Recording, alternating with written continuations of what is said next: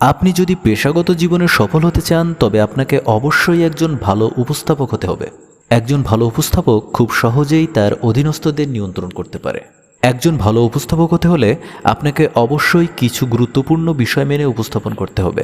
আমরা এখন এমন কিছু বিষয় নিয়ে আলোচনা করব যেগুলো মেনে না চললে আপনার পক্ষে কোনোভাবেই একজন ভালো উপস্থাপক হওয়া সম্ভব নয়। সুতরাং এই ভিডিওর প্রত্যেকটি পয়েন্ট আপনার জন্য অনেক গুরুত্বপূর্ণ।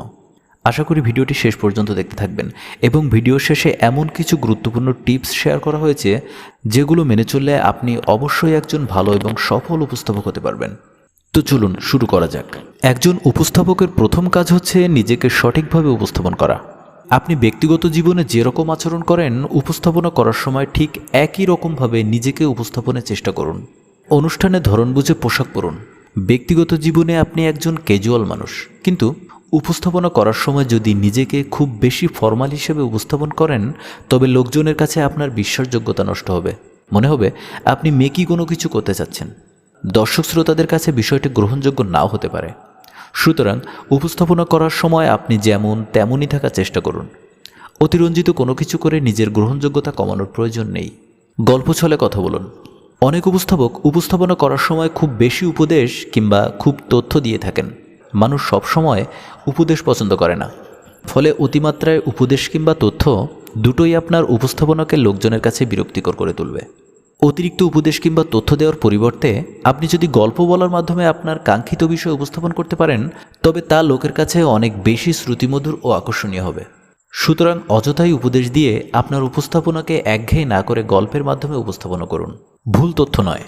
হতে পারে আপনি ছোট কোনো অনুষ্ঠানে উপস্থাপনা করছেন। মনে রাখবেন, অনুষ্ঠান ছোট কিংবা বড় সেটা মূল বিষয় নয়। আসল কথা হচ্ছে একটা অনুষ্ঠানের উপস্থাপক হওয়া মানে আপনাকে অনেকেই অনুসরণ করছে।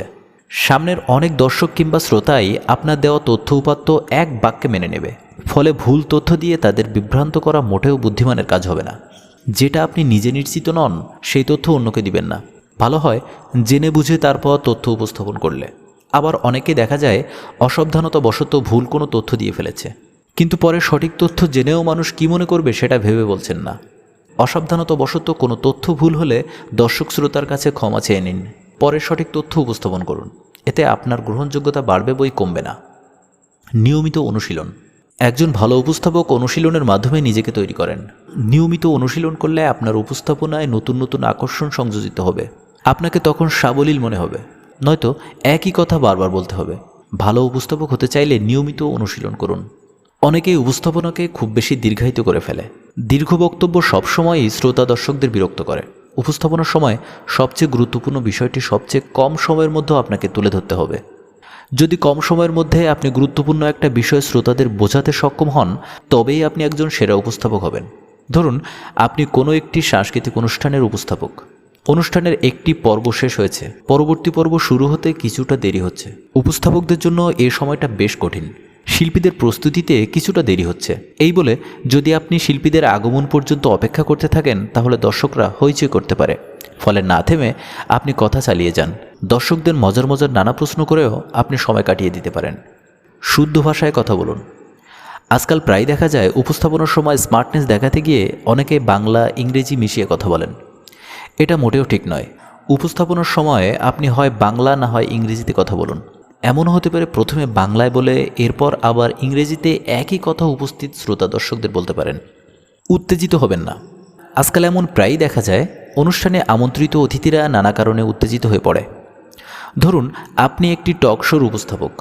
অনুষ্ঠানে আমন্ত্রিত অতিথিরা এক পর্যায়ে উত্তেজিত হয়ে পড়ল। তখন আপনার দায়িত্ব হবে ঠান্ডা মাথায় পরিস্থিতি নিয়ন্ত্রণ করা। আলোচকদের মতো আপনিও যদি উত্তেজিত হয়ে পড়েন তাহলে আলোচনা অনুষ্ঠান তার আসল উদ্দেশ্যই হারাবে। দর্শক শ্রোতারা এটাকে তখন দারুণ এক কমেডি হিসেবে নেবে। ফলে অনুষ্ঠানের আসল উদ্দেশ্যই মাঠে মারা যাবে।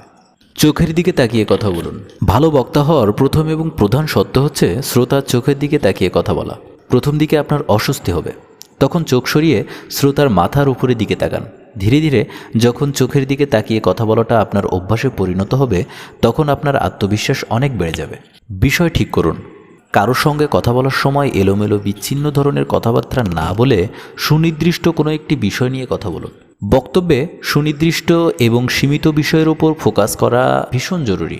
ক্রমাগত এক বিষয় থেকে অন্য বিষয়ে গেলে কথার টপিক হারিয়ে ফেলবেন, বাজে হয়ে যাবে আপনার বক্তব্য। কণ্ঠস্বরে বৈচিত্র্য আনুন। পুরো বক্তব্য জুড়ে একই কণ্ঠস্বর শুনতে শুনতে শ্রোতারা ক্লান্ত হয়ে যায় খুব সহজেই।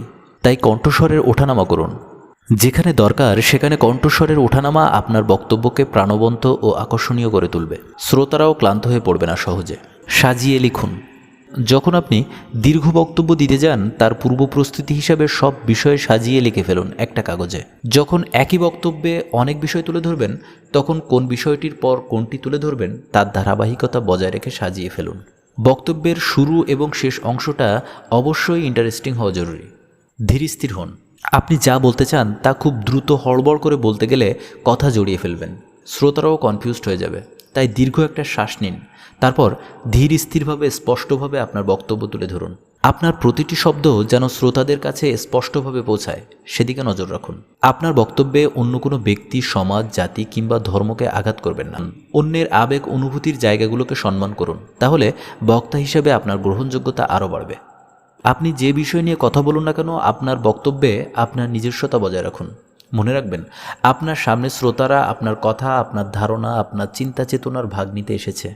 তাই সবসময় বক্তব্যে নিজস্বতা ও মৌলিকতা বজায় রাখুন। বন্ধুরা, আজ এ পর্যন্তই। ভিডিওটি ভালো লেগে থাকলে অবশ্যই আমাদের চ্যানেলটি সাবস্ক্রাইব করতে ভুলবেন না এবং পাশে থাকা বেল আইকনটি প্রেস করে রাখবেন যাতে করে পরবর্তীতে আমরা নতুন ভিডিও আপলোড করার সাথে সাথে আপনারা নোটিফিকেশন পেয়ে যান। ধন্যবাদ।